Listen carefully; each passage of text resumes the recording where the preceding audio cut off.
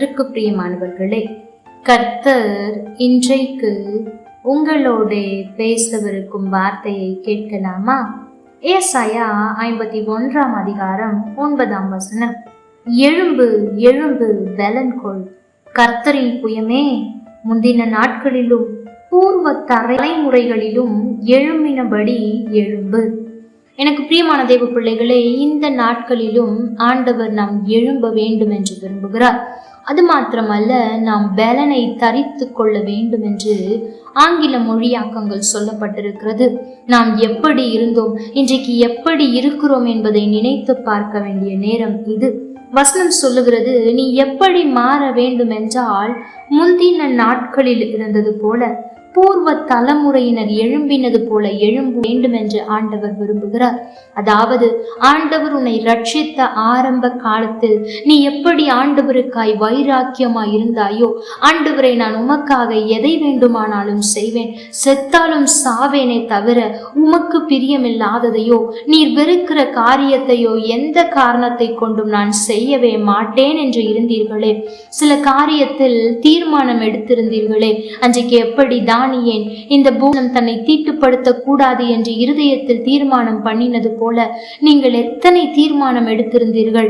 இனி நான் வீணான படங்களை பார்க்க மாட்டேன், சினிமாவிற்கு போக மாட்டேன், ஆண்டவர் என்ன சொல்லுகிறாரோ அதைத்தான் செய்வேன், அவருக்கு பிரியமில்லாத நபர்களோடு வீணாய் நேரத்தை செலவிட மாட்டேன், மணிக்கணக்காய் ஆண்டவருடைய சமூகத்தில் அமர்ந்திருப்பேன், வேதத்தை மணிக்கணக்காய் தியானிப்பேன், மற்றவர்களோடு பேசும்போது கூட வேதத்தை குறித்தே பேசுவேன், ஆண்டவர் வெறுக்கிற ஆண்டவர் அருவருக்கிற பாவங்களை நான் நினைத்து கூட பார்க்க மாட்டேன், ஆண்டவருடைய ஊழியத்தில் என்னை எப்பொழுதும் நான் பிஸியாக வைத்துக் கொள்வேன், ஆண்டவருக்காக எதையாகிலும் நான் செய்து கொண்டே இருப்பேன், யார் என்ன நினைத்தாலும் யார் என்ன பேசினாலும், ஏன் நான் ஆண்டவரோடு இருக்கிறேன், ஆண்டவருக்காய் சில காரியத்தை செய்கிறேன், மற்றவர்களைப் போல உலகத்தோடு ஒத்து வாழாமல் தனித்துவமாய் வாழ்ந்து கொண்டிருக்கிறேன் என்பதை பார்க்கும் போது மற்றவர்கள் கேலி செய்தாலும் ஏளனம் செய்தாலும் அதன் ஒரு பொருட்டாய் எண்ண மாட்டேன்.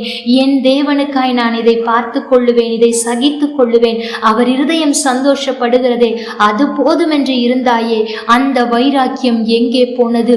யார் என்ன நினைத்தாலும் சரி, ஆண்டவருக்காய் நான் நிற்பேன் என்று ஆண்டவருடைய வார்த்தையை தெருக்களில் சொன்ன அந்த நாட்கள் எங்கே? ஓய்வு எடுக்காமல் கூட ஆண்டவருக்காக ஓடி ஓடி உழைத்தாயே, சிறுவர் கூடுகை என்றும் ஆராதனை என்றும் சிறிது நேரம் கூட அமர்ந்திருக்காமல் ஆண்டவருடைய ஊழியத்தையும் வேலையையும் செய்ய எவ்வளவாய் நீ முயன்று வந்தாய். இன்றைக்கு அந்த உற்சாகமும் வைராக்கியமும் அந்த ஆவிக்குரிய அனலும் எங்கே போனது? தனிந்து போய்விட்டதோ? இந்த வார்த்தையை கேட்கிற எனக்கு பிரியமான தேவ பிள்ளைகளே, ஆண்டவர் இன்றைக்கு நம்மை தட்டி எழுப்ப விரும்புகிறார். தூங்குவதிலிருந்து மாத்திரம் அல்ல, அன்றைக்கிருந்த அந்த வைராக்கியம், பல மணி நேரங்களின் சமூகத்தில் முழங்காலில் நிற்பாயே, இன்றைக்கு சில மணி துளிகள் கூட முழங்காலில் நிற்க முடியாமல் இருக்கிறாயே, பல மணி நேரம் எளிதாய் ஜெபித்தாயே, நேரம் போவதை கூட தெரியாமல் ஜெபித்த நீ இன்றைக்கு 1 நிமிடம் 2 நிமிடம் ஜெபத்தை கூட உன்னால் செய்ய முடியவில்லையே. அதற்கு முன்பெல்லாம் முழங்கால் படியிட்டாலே என்னுடைய பிரசன்னம் உன்னை ஆட்கொள்ளுகிறதை உணர்ந்த நீ இன்றைக்கு ஆலயங்களுக்கு சென்றால் கூட என் பிரசனத்தை உணர முடியாதபடிக்கு உன்னுடைய ஆவிக்குரிய நிலை தனிந்து போயிருக்கிறதே. தண்ணீரும் வெள்ளங்களும் தணிக்க முடியாத அபிஷேகம் எனக்கு வேண்டும் என்ற கேட்ட நாட்கள் மாறி இன்றைக்கு ஆண்டவரே நான் ஜெபிக்க விரும்புகிறேன், எனக்கு உதவி செய்யும் என்ற நிலையில் வந்து விட்டாயே. இன்னும் இது தொடரத்தான் போகிறதா? இன்னும் நீ சோர்ந்து போய் அமர்ந்து கிடக்கத்தான் போகிறாயா? எழும்பு, உன்னுடைய பலனை தரித்துக் கொள் என்று ஆண்டவர் சொல்லுகிறார். எனக்கு பிரியமான தேவ பிள்ளைகளை, யோசித்து பாருங்கள். ஆண்டவர் உங்களை ரட்சித்த போதிருந்த அந்த அபிஷேகம், அந்த வைராக்கியம், அந்த அனல் இன்றைக்கு குறைந்து போய்விட்டதே. அந்த நாளில் நாம் ஒப்பு கொடுப்போமா? ஆண்டவரை என்னை அப்பொழுது போல மாற்றும், நான் உம்மோடு இருக்க வேண்டும். அன்றைக்கெல்லாம் ஆண்டவரோடு இருந்தால் போதும், யாரும் என்னோடு இல்லை என்றாலும் அவர் இருந்தால் போதும் என்று இருந்தாயே.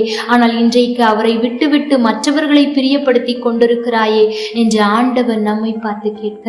ஆகவே இந்த நாளில் முன்பு இருந்தது போல, அந்த முந்தின நாட்களில் எழும்பினது போல எழும்ப வேண்டும் என்று ஆண்டவர் விரும்புகிறார். நம்மை நாம் ஒப்பு கொடுத்து முந்தின நாட்களை விட இன்னும் கூடுதலாய் அவருக்காய் எழும்பி பிரகாசிப்போமா?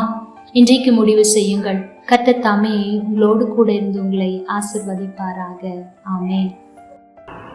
லைக் பண்ணுங்க, ஷேர் பண்ணுங்க, கமெண்ட் பண்ணுங்க.